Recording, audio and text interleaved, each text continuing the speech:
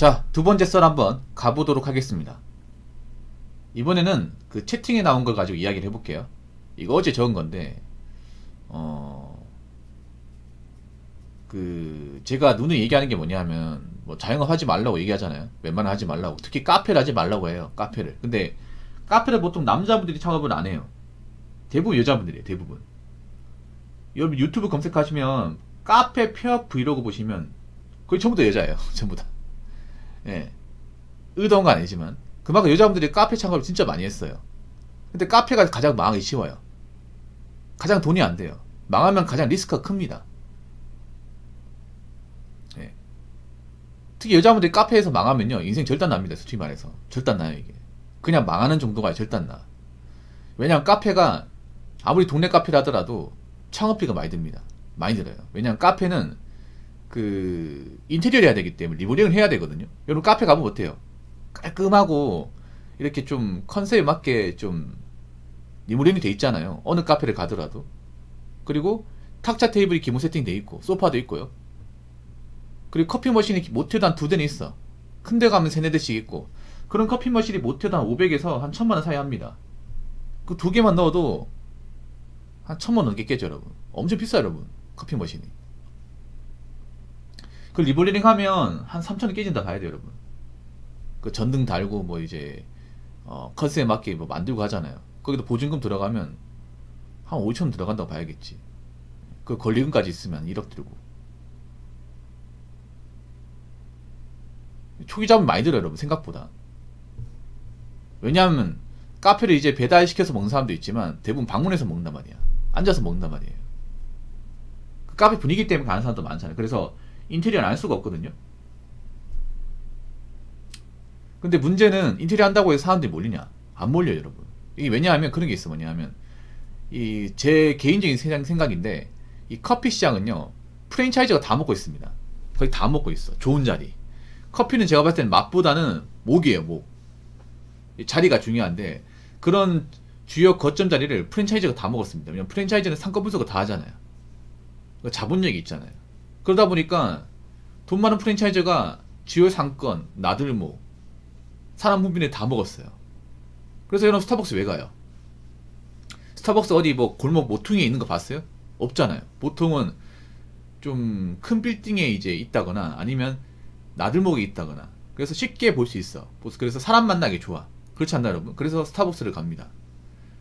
약속 잡기 편하고 대부분 이제 대중교통 가까이 있고 신호등 건너면 바로 코앞에 있기 때문에 그런 것 때문에 많이 가. 접근성 때문에. 근데 동네 카페는 어때요? 동네 카페는 보통 골목 모퉁이에 있다거나 사실 잘 안 보여요 여러분. 예. 골목 안에도 카페 찾아보면 많이 있거든. 여러분 근데 거기까지 들어와서 본 적 있냐고. 잘 없을 거야 여러분. 꼴랑 커피 한 잔 먹겠다고. 맞잖아요. 이 커피가 문제가 뭐냐면 제 개인적인 생각인데 이게 맛을 승부를 볼 수가 없어요 이게. 여러분 커피가 맛있어서 커피 맛집이기 때문에 저희 간다. 있어요? 없어요 여러분. 없어.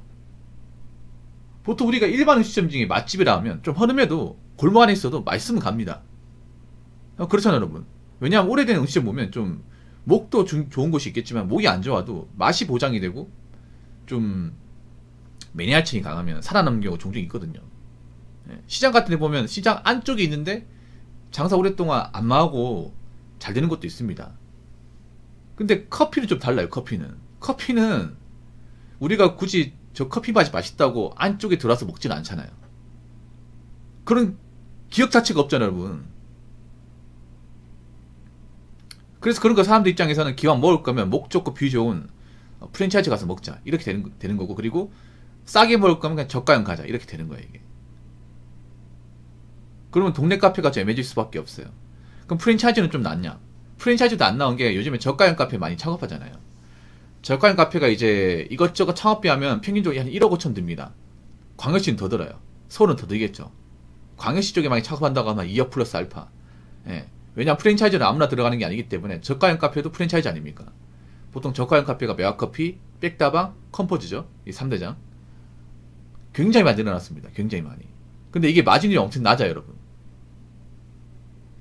마진율이 말도 안 돼 낮습니다. 그래서 말이 저가지 창업비는 저가가 아니에요. 창업비는 고가입니다. 거기다가 마진이 낮아가지고 아메리카노만 팔아가지고는 돈이 안 돼. 그리고 저가형 카페도 좀 함정 있는 게 뭐냐면 아메리카노만 싸지 막상 이제 좀 가격대가 나가는 메뉴를 사면 싸지 않습니다. 예를 들어서 제가 모카 초코 좋아하는데 카페 모카 좋아하는데 그건 4,000 넘습니다.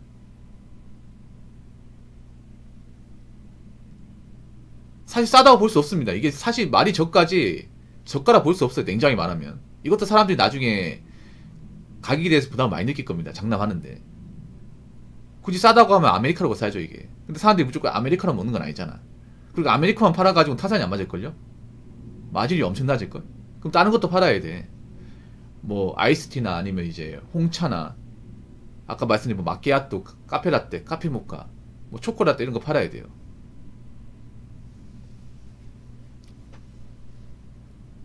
그래서 바쁘기만 엄청 바쁘고 막상 손에 쥐는 건 얼마 안 되거든요. 자, 어떤 내용인지 한번 읽어보도록 하겠습니다. 카페 폐업 중인 친구에게 돈 빌려달란 연락받고 일단 알겠어 라는 말해놓고 고민 중에 글 남겨보내요. 작년까지 직장 동료가 창업하면서 너 언제까지 직장 다니면서 언제 돈 벌래 하던 말이 머릿속에 스쳐 지나가네요. 내 소중한 종잣돈 하나뿐인 친구 방금도 문자로 꼭 갚을 거니까 걱정마 라는 연락 보고 너무 걱정돼서 부모님께 하소연해보네요. 이분 여자분인데 그 친구분이 무슨 내용이냐 면 생략이 되어 있습니다. 설명 드릴게요. 이 여자분인데 이제 같은 동성애 친구분이 직장을 그만두고 카페를 창업했어요. 예. 좀 생각이 없는 거죠. 예. 디저트 카페를 창업을 했대요. 디저트 카페가 뭐냐 하면 이제 보통 카페집 가면 카페 파는 것도 있지만 보통 프랜차이즈도 그렇게 하고 있어. 뭐냐 하면 이제 커피만 파는 게 아니라 빵 같은 거 있죠. 빵 쪼가리 아니면 이제 뭐 초콜릿 이런 디저트 뭐 푸딩 같은 거 팔아가지고 부수익을 창출하는 거. 디저트 카페를 이제 창업을 했대요. 그럼 돈 많이 들었을 거 아니야. 근데 저는 그래. 저는 커피만 먹지 디저트 먹어본 적이 없거든. 디저트는 굉장히 비싸 여러분. 커피 디저트까지 하면 10,000원 근 넘거든요. 근데 막상 해보니까 장사가 너무 안 되는 거야. 너무 안 돼가지고 지금 폐업을 하려고 이제 뭐 좀 준비하고 있는데 이것도 쉽지 않은 것 같아요. 아마 폐업하게 되면 상당히 채무가 많이 생기겠죠. 또 폐업한 문제가 뭐냐면 카페 같은 경우에는 또 원상복구 시켜줘야 되거든요 여러분. 내가 인테리어 하면서 돈 들였던 거 있잖아요. 그런 것들을 다 뜯어야 됩니다. 그런 것들을.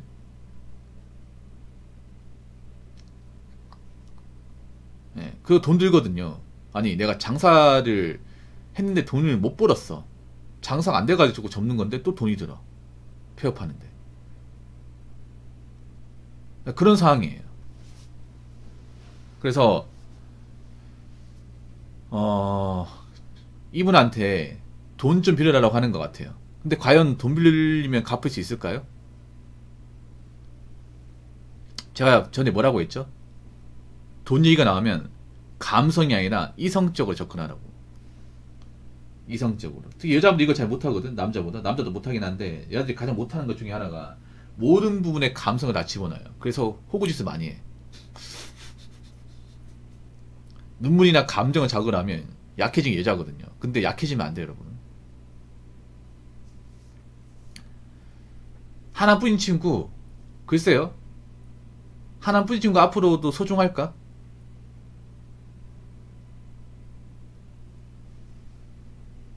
꼭 갚을 거니까 걱정 마.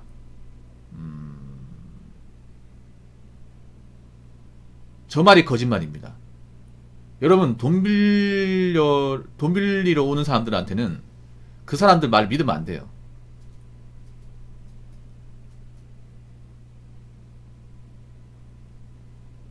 꼭 갚을 거란 얘기가 시뻘건 거짓말이에요. 아니 돈을 갚을 거면 이렇게 얘기해야죠. 내가 얼마를 대출받고 얼마를 너한테 빌리면 매달 얼마씩 몇 월 며칠 날 정확하게 내가 인정하고 안 줬을 경우에 이자를 붙일게. 뭐 이런 식으로 계약서를 적어가지고 하든가. 그렇게 적어도 안 지키는데 말만 뭐 꼭 갚을게. 나 못 믿냐. 네 돈 안 떼먹을 테니까 걱정하지 마. 이 말 믿어요? 이 댓글 적은 분? 그 친구들이 걱정되긴 하겠지만 내 일 아니잖아요. 내가 벌린 거 아니야. 차라리 계약서 만들어서 공증을 받든가요. 공증을 받아도 안 갚는단 말이에요, 이게. 약속 손가락 매겨도 걸려네. 누가 그런 약속 합니까? 누가 그런 약속. 초등학생도 아니고, 누가 손가락, 새끼손가락 이렇게 크로스 해가지고, 걸어가지고, 검지손가락으로, 도장에 복사.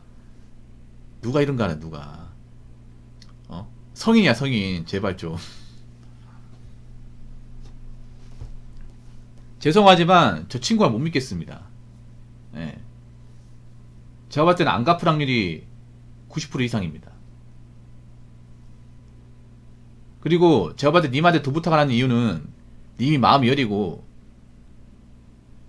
이성적이지 못하기 때문에 나중에 돈을 떼먹더라도 돈 달라고 얘기 못할 가능성이 크기 때문에 님한테 얘기하는 거예요. 특히 여자분은 돈 달라고 독촉을 못하거든. 남자보다. 강압적 못한단 말이에요. 임 보니까 마음이 약해. 마음이 약해가지고 얘 돈 떼먹어도 얘는 나한테 뭔가 강압적으로 돈 달라고 못할 것이다. 그런 확신이 들기 때문에 님한테 돈 부탁을 한 겁니다. 그러면 이 친구라고 한 사람도 좀 다르게 봐야 돼요. 제가 볼 때 인간적으로 문제 있어요. 인간적으로는. 객관적으로 문제 있습니다. 아무리 친구라 하더라도, 아무리 하나밖에 없는 친구라 하더라도 내 소중한 돈을 빌려가려 한다. 그러면 다르게 봐야 돼요. 말로는 꼭 갚을 거라고 얘기하지만 저 말 못 지킵니다. 장난컨대. 못 지켜요.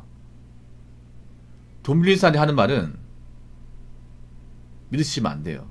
객관적 서류를 가지고 공증을 받아서 하는 게 아니라면 믿으시면 안 됩니다. 제가 봤을 때 빌려주면 못 받습니다. 채팅 적으신 분 이성적으로 판단하세요. 아시겠죠?